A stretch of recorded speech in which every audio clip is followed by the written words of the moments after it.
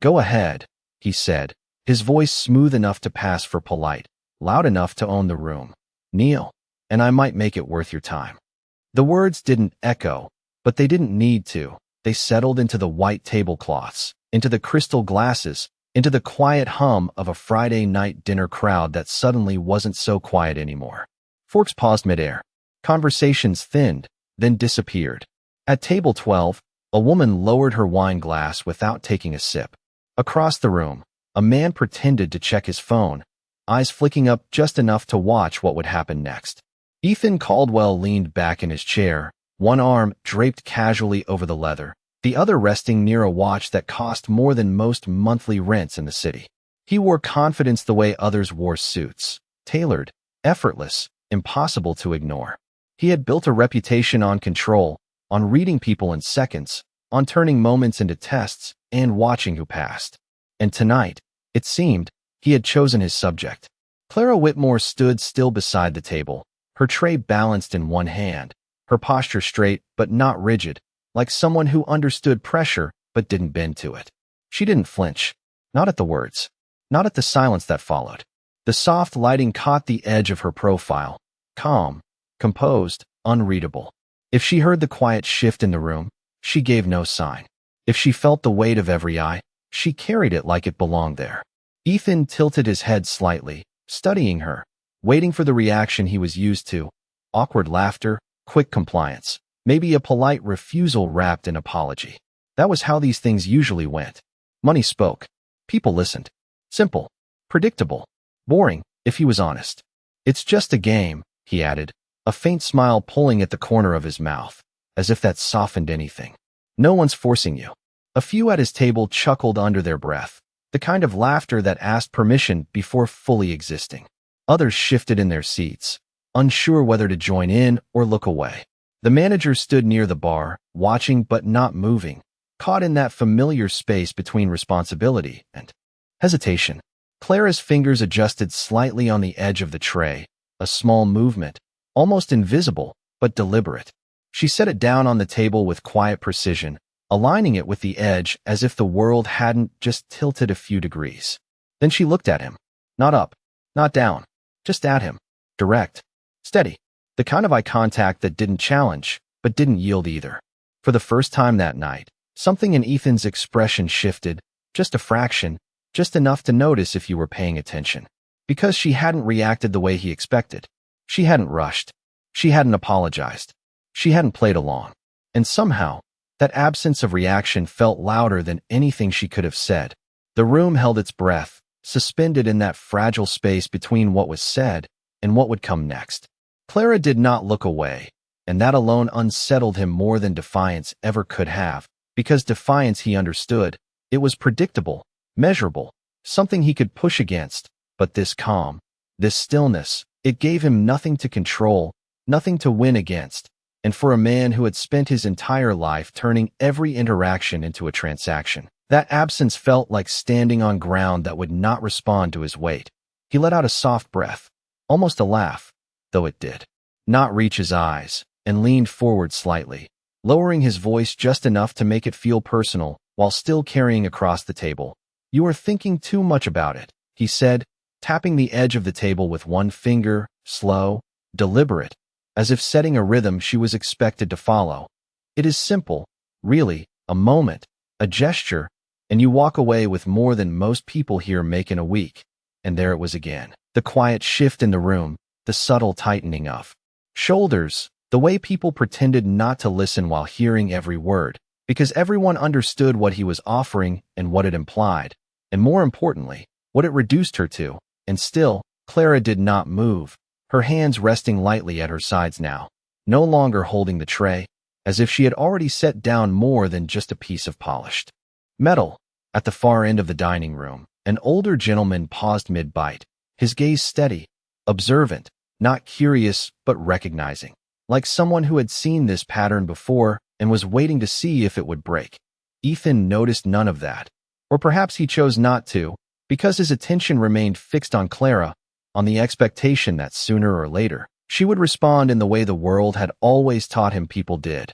And when she did not, something sharper crept into his tone. Not anger, Not yet. But impatience dressed in control. Do not make this awkward, he added, his smile thinning just enough to lose its warmth. It is just a request. But the word request lingered strangely in the air, because everyone in that room knew it was not a request, not really. It was a test, a line drawn with money instead of ink, and Clara seemed to understand that better than anyone. She inhaled slowly, not to steady herself, but as if measuring the moment, and when she spoke, her voice was soft, clear, carrying without effort, the kind of voice that did not compete for attention yet somehow claimed it. A request, she repeated, not mocking, not questioning, simply placing the word back between them like something that needed to be examined. And for the first time, Ethan's confidence hesitated, just a fraction, because she had not accepted the frame he built.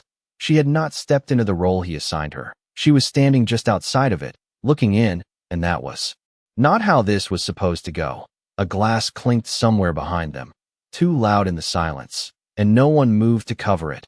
No one spoke to break the tension, because something was shifting, subtle but undeniable, like a current changing direction beneath still water, and Clara, with nothing more than her composure, had begun to turn it. The word lingered between them, light in tone but heavy in meaning, and Clara let it sit there for a moment longer than most people would dare, as if giving it space to reveal what it truly was. Then she tilted her head slightly, not in submission but in quiet consideration, and when she spoke again, her voice did not rise, did not sharpen, it remained steady, almost gentle, yet it carried with it a clarity that made every syllable land exactly where it needed to. A request usually allows the other person to say no, she said, her eyes never leaving his, and somewhere behind them, a chair shifted, a subtle movement from someone who suddenly felt like they were witnessing something they were not meant to interrupt. Ethan's jaw tightened just enough to notice, not from anger, but from the unfamiliar sensation of being repositioned, not as the one in control, but as the one being examined, and he leaned back again, this time slower, recalibrating, because he could feel it now, the way the room had shifted, the way the attention that once leaned toward him was beginning to turn, ever so slightly, toward her. You can say no, he replied, though the confidence in his tone was now measured, more deliberate, as if he were choosing each word instead of letting them flow. No one is stopping you. And on the surface, it sounded reasonable, fair even, but underneath, there was still that expectation, that gravity he believed would eventually pull her into agreement, because that was how his world worked. Everything moved toward the center he created. Clara nodded once, a small acknowledgement, not of his authority, but of the statement itself, as if she were sorting it, weighing it, deciding where it belonged. And then she took a single step back, not retreating, but creating space, the kind of space that changed the shape of the moment. And when she spoke again, it was softer still, yet somehow it reached further. Then I will say no, she said, simple, direct, without apology, and the effect was immediate, not loud, not explosive, but unmistakable, like a line drawn in clear water. A man at the next table exhaled quietly, as if he had been holding his breath without realizing it. And the older gentleman in the corner lowered his fork completely now, his attention no longer divided. Ethan studied her, really studied her this time, as if trying to understand what he had missed, because refusal was not new to him. But this kind of refusal, calm, grounded, untouched by fear or need, it did not fit into any category he was used to. It did not give him leverage, did not offer a weakness to press on. You are turning down a generous offer, he said, but the words felt different now, less like a statement of fact and more like a question he had not intended to ask, and Clara's lips curved just slightly, not quite a smile, but something close, something that carried a quiet certainty. No, she replied, her voice unwavering. I am declining a misunderstanding. And that was the moment the room shifted completely, not in noise, but in awareness, because suddenly, it was not about what he had asked, it was about what he had revealed, and for the first time that night, Ethan Caldwell found himself without an immediate response, sitting in a silence that no longer belonged to him. Silence did not break, it deepened, settling into the corners of the room like something alive, something aware, and Ethan could feel it now in a way he had not before, not as background noise, not as something beneath him, but as something pressing in from all sides. Watching, measuring, waiting, he reached for his glass, more out of instinct than need, fingers wrapping around the stem with practiced ease. But he did not drink. He simply held it there for a second longer than necessary, as if buying time he had never needed to buy before. And when he finally set it back down, the soft contact against the table sounded louder than it should have. A misunderstanding, he repeated, slower this time, tasting the words, testing them. And there was a faint shift in his posture, not smaller, not weaker, but less certain of the shape it needed to take. Then help me understand, he added, his voice lower now, stripped of the casual edge it carried before, because something in her refusal had removed the illusion that this was still a game. Clara did not rush to answer.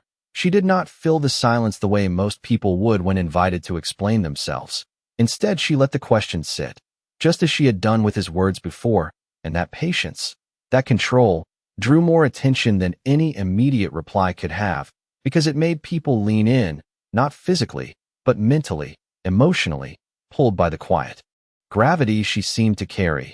You think this is about money, she said finally, her tone even, not accusatory, not defensive, simply stating something that felt obvious once spoken.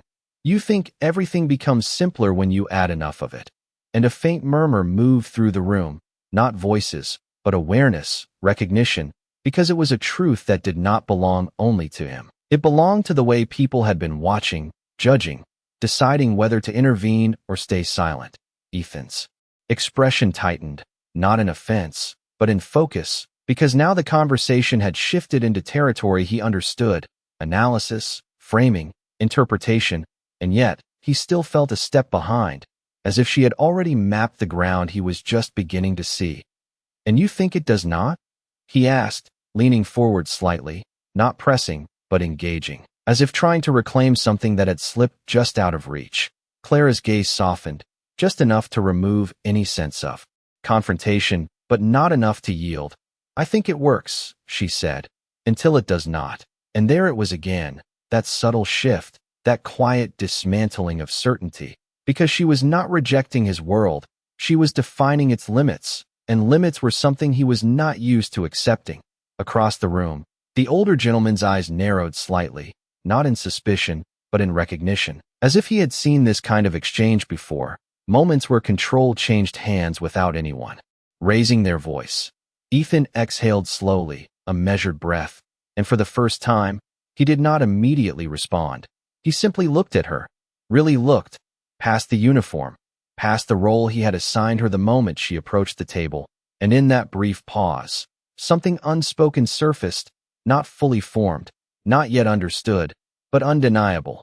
Clara reached for the tray again, her movements smooth, unhurried, as if the moment had already concluded for her, even though it still lingered for everyone else. And just before she turned, she added, almost gently, the misunderstanding is thinking you can ask for something like that and still decide what it means. And then she stepped back, not away, but out of the center of it, leaving behind a silence that no longer felt like his to control. For a moment, no one moved, as if the entire room had silently agreed not to interrupt what had just unfolded, and Ethan remained exactly where he was, his hand resting near the untouched glass, his posture still composed but no longer effortless, because something subtle had shifted beneath it, something he could not immediately name but could not ignore either. He watched Clara as she stepped away, not hurried, not avoiding him, simply continuing her work with the same measured pace she had carried from the beginning, greeting another table, adjusting a place setting, existing as if the weight of that moment had not followed her, and that, more than anything she had said, unsettled him, because he was used to leaving an impact, visible, immediate, undeniable, and yet here she was, unchanged, unaffected in all the ways that mattered. One of the men at his table cleared his throat quietly, a small, uncertain sound that seemed out of place in a space that had always felt comfortable for them. You did not mean anything by it, he muttered, not quite meeting Ethan's eyes, as if offering a way out that did not require acknowledgement, and another gave a faint nod, the kind that signaled agreement without conviction. But Ethan did not respond, his attention still fixed on Clara, on the way she moved through the room without seeking approval, without carrying the need to prove anything. And for the first time in a long while, he felt something unfamiliar settle in. Not embarrassment exactly, not regret fully formed, but awareness, sharp and persistent. Across the room, the older gentleman finally set his napkin down, leaning back slightly, his gaze thoughtful, and when Clara passed near his table, he spoke just loud enough to reach her. "Miss," he said, his voice calm, steady with age and certainty. That was handled with more grace than most people manage in a lifetime. And Clara paused briefly, turning toward him with a small, genuine nod, not absorbing the praise, not deflecting it either, simply acknowledging it as one acknowledges something honest. "Thank you," she replied, her tone light, respectful, and then she continued on, leaving the words behind as easily as she had received them. Ethan caught that exchange, every part of it, and something about it lingered longer than it should have, because it confirmed what he had begun to sense, that whatever ground he thought he stood on, she had never stepped onto it in the first place. He exhaled slowly, leaning forward now, elbows resting lightly on the table, his gaze dropping for a brief second before lifting again, not toward her this time, but toward the space she had just moved through, as if trying to understand it, trying to retrace something he had missed. The room began to breathe again, softly at first, conversations returning in fragments, the clink of silverware finding its rhythm once more, but the energy had changed, quieter, more aware, as if everyone present had been reminded of something they had not realized they were forgetting. Ethan reached into his pocket, pulling out his wallet with a motion that felt automatic, familiar, but when he opened it, his hand paused, the usual certainty of what came next interrupted by a thought he could not dismiss. And for the first time that evening, the amount inside did not feel like an answer. It felt like a question he was no longer sure how to ask. The leather of the wallet creaked softly in his hand, a familiar sound that had always meant certainty, decision, closure, but now it lingered in the air without direction, and Ethan found himself staring at its contents as if they belonged to someone else, as if the numbers and cards inside had suddenly lost the language he had spent years mastering. He closed it slowly, not with finality, but with hesitation, and placed it back on the table without the usual precision, the motion lacking its usual confidence by just enough to notice. Across from him, one of his colleagues shifted in his seat, attempting a return to normalcy that did not quite land. "We should order dessert," he suggested lightly, forcing a tone that did not match the room, and another gave a quick agreement, flipping open a menu that he did not really read, because everyone understood that something had already been decided, even if no one had said it out loud. Ethan leaned back again, but this time the posture felt different, less like control and more like distance, as if he were stepping back from a version of himself he had not examined before, and his eyes moved through the room, not scanning for attention, not measuring influence, but observing, really observing, the quiet conversations, the subtle glances, the way people carried themselves when they thought no one important was watching. And it occurred to him, slowly, that perhaps he had been the one misunderstanding the entire time. Clara returned to his table with a calm that had not shifted, her presence neither avoiding nor acknowledging what had happened, simply continuing the rhythm of her work, and she set down a glass of water with the same care she had shown before, aligning it just slightly to the right of his plate, a small detail, almost insignificant, yet deliberate, as if precision was something she offered, regardless of who sat in front of her.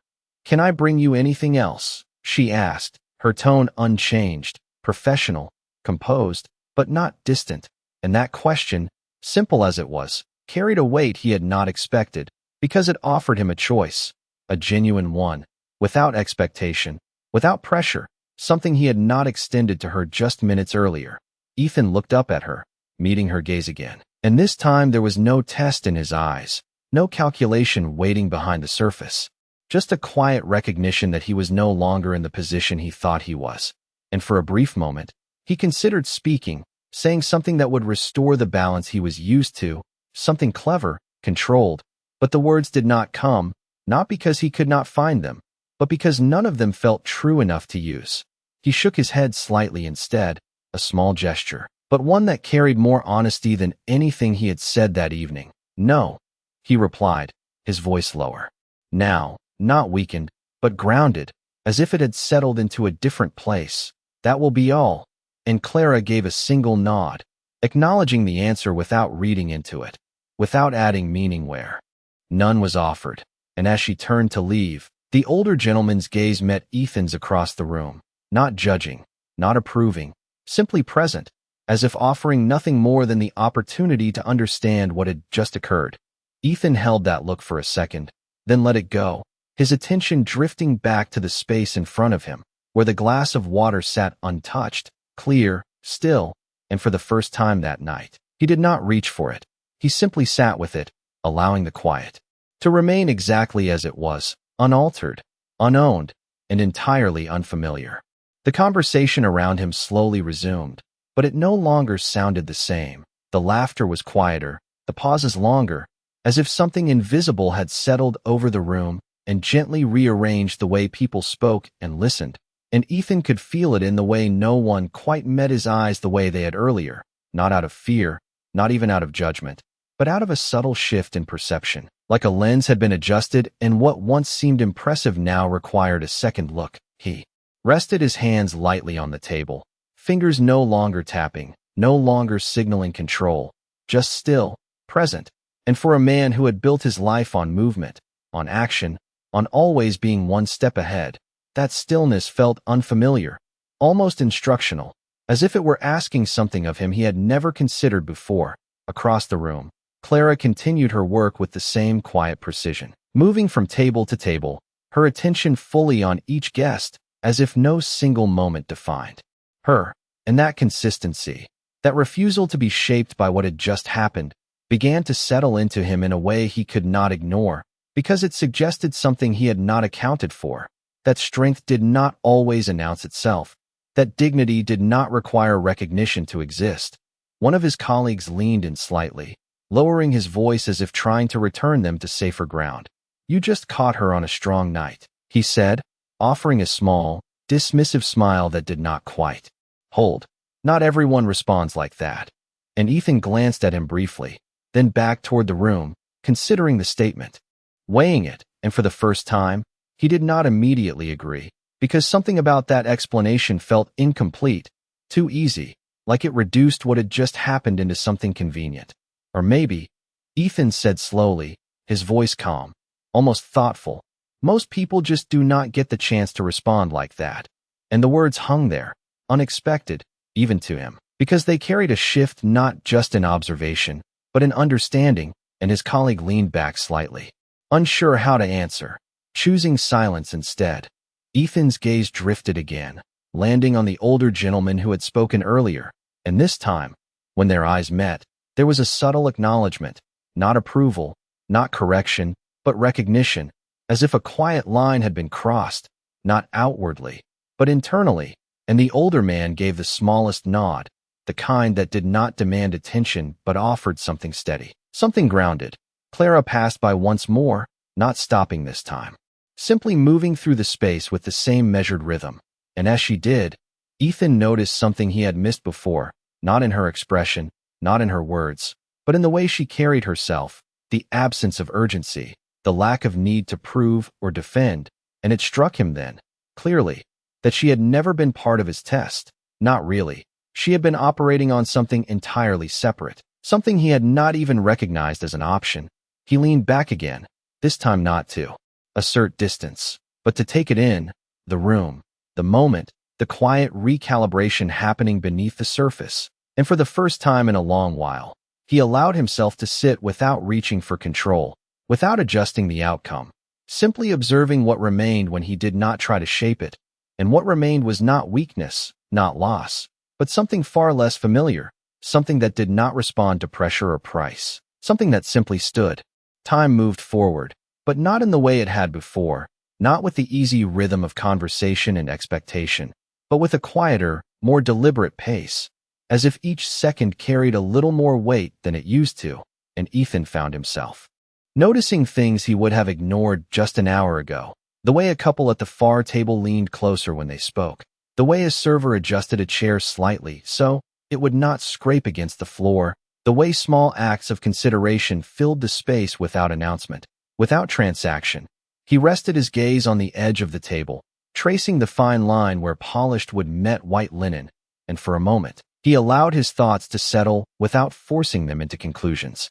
Something he rarely permitted himself to do, because answers had always come quickly to him, shaped by logic, by experience, by control. But this was different. This required something else, something quieter.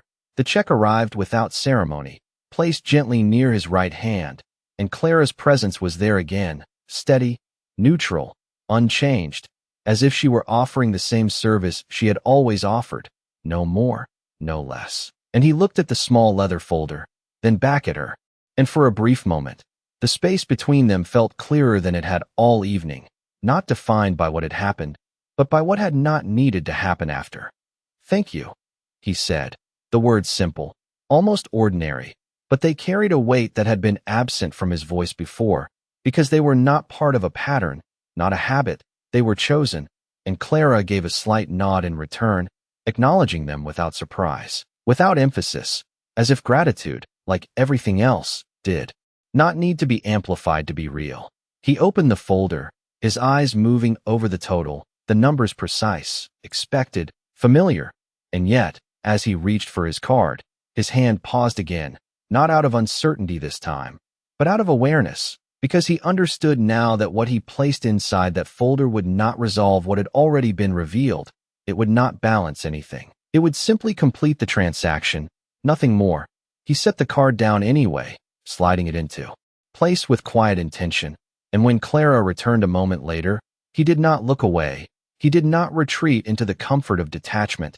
He met her gaze directly, not to challenge, not to test, but to acknowledge. And there was something different in that look, something unguarded, not fully formed into words, but present enough to be felt. Across the room, the older gentleman rose slowly from his seat, placing a few bills on his table before reaching for his coat. And as he passed by Ethan's table, he paused just long enough to say, "Not everything valuable is meant to be owned." His tone calm, almost reflective, and then he continued on without waiting for a response, leaving the words behind like a quiet echo. Ethan watched him go, then glanced back toward Clara as she moved toward the register, her steps unchanged, her presence steady, and it became clear to him then, not as a sudden realization, but as a quiet understanding settling into place, that whatever had shifted tonight had not belonged to her. It had belonged to him, and the difference between those two things was something he would not forget. The receipt was returned with quiet efficiency, the card placed neatly on top, aligned as precisely as everything else she had done that evening, and Ethan picked it up with a steadiness that felt different now, not automatic, not thoughtless, but aware, as if even this small motion carried meaning he had not noticed before. He signed without rushing, his pen moving across the paper in a measured line, and when he finished, he paused for a fraction of a second, looking at the total, at the space where a tip could be added, and for the first time in a long time, the number did not come easily, not because he lacked the means, but because he understood now that the amount itself was not the point. It never had been, and whatever he wrote would not define what had already taken place. He added a figure, generous but not excessive, not as a statement, not as compensation, but simply as completion. And when he set the pen down, there was no sense of finality, just a quiet acknowledgement that some things did not resolve on paper. He stood slowly, adjusting his jacket out of habit, but even that gesture felt less like armor and more like routine, and as he stepped away from the table, the room did not react the way it had when he arrived. There was no shift in attention, no subtle pull toward him, just the continuation of evening conversations, soft laughter, the natural flow of a space that no longer revolved around his presence. He walked toward the exit, his steps unhurried, passing the tables, the soft glow of light reflecting off glass and polished surfaces, and near the doorway, he paused, not out of uncertainty, but out of something quieter, something that asked him to look back, not at the room, not at the people, but at a moment that had already passed and yet remained. Clara stood near the counter, speaking softly with another guest, her posture the same, her expression composed, and as she turned slightly, their eyes met one last time, not held long, not emphasized, just enough to recognize, and Ethan gave a small nod. Nothing dramatic, nothing performative, just a simple acknowledgement of something understood, and she returned it in kind, equal, balanced, without hierarchy. He stepped outside into the cool night air, the city moving as it always did, cars passing, distant voices blending into the rhythm of the street. And for a moment, he stood there, not reaching for his phone, not stepping into the next obligation, just present, letting the quiet follow him beyond the walls he had just left. In the reflection of the glass behind him, he caught a glimpse of himself, not the version shaped by reputation or expectation, but something closer to truth, something less defined by what he could command and more by what he chose to understand. And as he turned and walked away, there was no dramatic change, no sudden transformation, just a subtle shift in direction, almost invisible, but real enough to matter. Inside, the restaurant continued as it always would, plates carried, conversations exchanged, moments passing unnoticed, and Clara moved through it all with the same steady presence, unchanged, because she had never needed the moment to define her, and perhaps that was the lesson that lingered the longest, not spoken, not announced, but clear in its quiet simplicity. That power does not come from making someone else lower themselves. It comes from recognizing when you have asked the wrong thing entirely, and choosing, finally, to stand differently.